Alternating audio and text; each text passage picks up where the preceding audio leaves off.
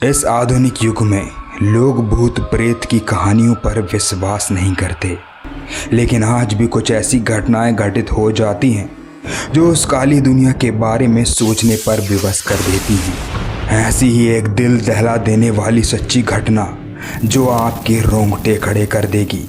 हिमाचल के एक सुनसान गांव में, जहां पर सूरज की रोशनी भी जंगलों के घने साए में दम तोड़ देती थी, एक हवेली थी, काली हवेली। गांव वाले इसे शापित हवेली भी कहते थे।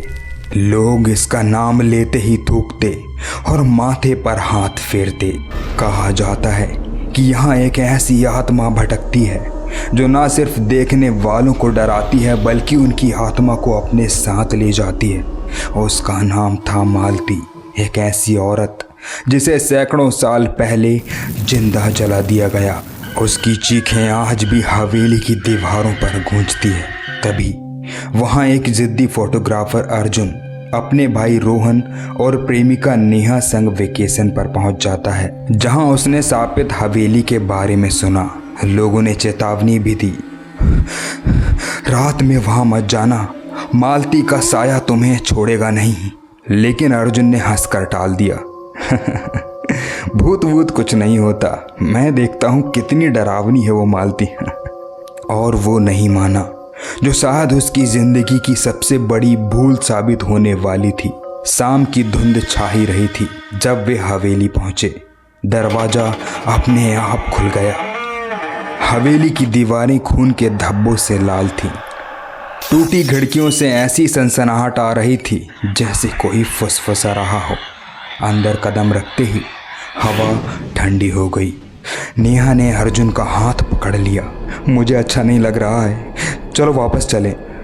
लेकिन अर्जुन ने कैमरा निकाला और बोला, अरे बस थोड़ी देर, डरने की क्या बात है। अर्जुन ने तस्वीरें लेनी शुरू की। तभी कैमरे की स्क्रीन पर एक अजीब सा साया फ्लैश हुआ।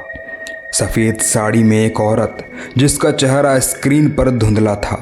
अर्जुन ने चौंक कर देखा, लेकिन वहाँ कोई नहीं था। रोहन ने मजाक उड़ाया, क्यों भाई, फट गई क्या? लेकिन तभी हवेली की गहराइयों से एक औरत की सिसकियां सुनाई दी, जैसे कोई दर्द से तड़प रहा हो। आवाज़ इतनी करीब थी कि नेहा के रोंगटे खड़े हो गए। ये आवाज़ कहाँ से आ रही है? अर्जुन ने टॉर्च जलाई और ऊपरी मंजिल की ओर बढ़ा। सीढ़ियाँ इतनी पुरानी थी कि हर कदम पर चरमरा रही थी। ऐसा लगता था जैसे कोई उनके साथ साथ ही चल रहा हो। नेहा ने रोहन का हाथ पकड़ लिया। चेहरा पसीने से तरबतर था। ऊपरी मंजिल पर एक भारी लकड़ी का दरवाजा था। अर्जुन ने वो दरवाजा लात मारकर खोल दिया और अंदर का नज़ारा देख तीनों की सांसें थम गई।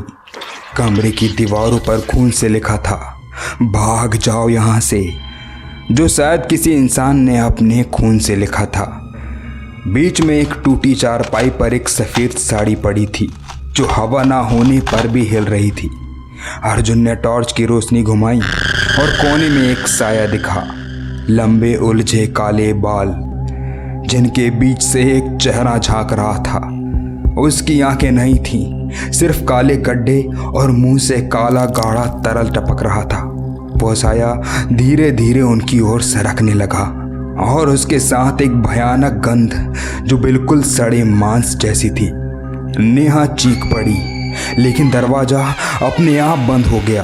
अर्जुन ने कैमरा उठाया, लेकिन उसने अचानक से काम करना बंद कर दिया। उस साये ने एक भयानक चीख मारी और कमरे की सारी खिड़कियां एक साथ फट गई। कांच के टुकड़े हवा में तैरने लगे। मालती का साया अब हवा में तैर रहा था। उसकी फुसफुसाहट चारों तरफ गूंज रही थी, तुमने मुझे जलाया, तुमने मुझे जलाया।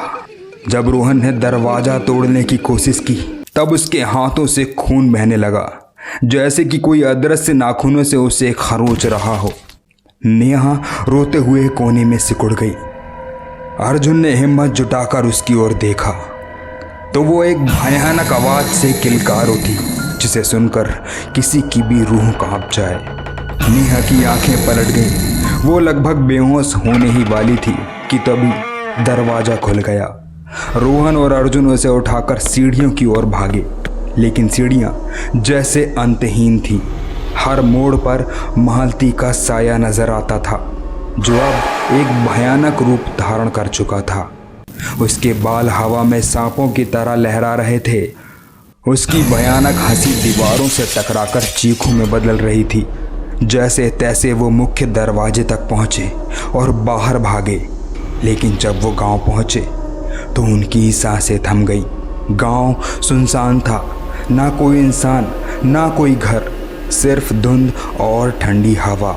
अर्जुन ने नेहा को होश में लाने की कोशिश की, लेकिन उसकी आंखें अब पूरी तरह सफ़ेद हो चुकी थीं और वो अजीब सा मंत्र फुसफुसा रही थी। जैसे तैसे वो तीनों होटल पहुंचे, जहां पर स्टाफ ने उन्हें बताया, तुम पहले हो जो उस हवेली से जिंदा वापस लौटे।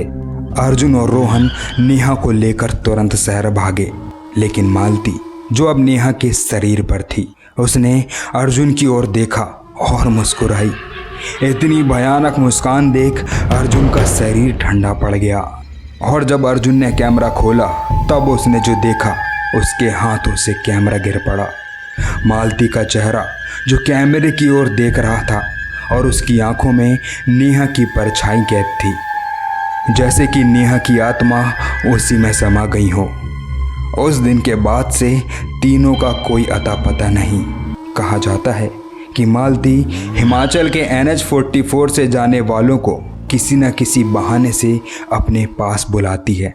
अर्जुन, रोहन और नेहा जैसे कुछ लोग अक्सर उस हवेली के शिकार भी बन जाते हैं। शायद इसी वजह से वो गांव आज भी सुनसान पड़ा है।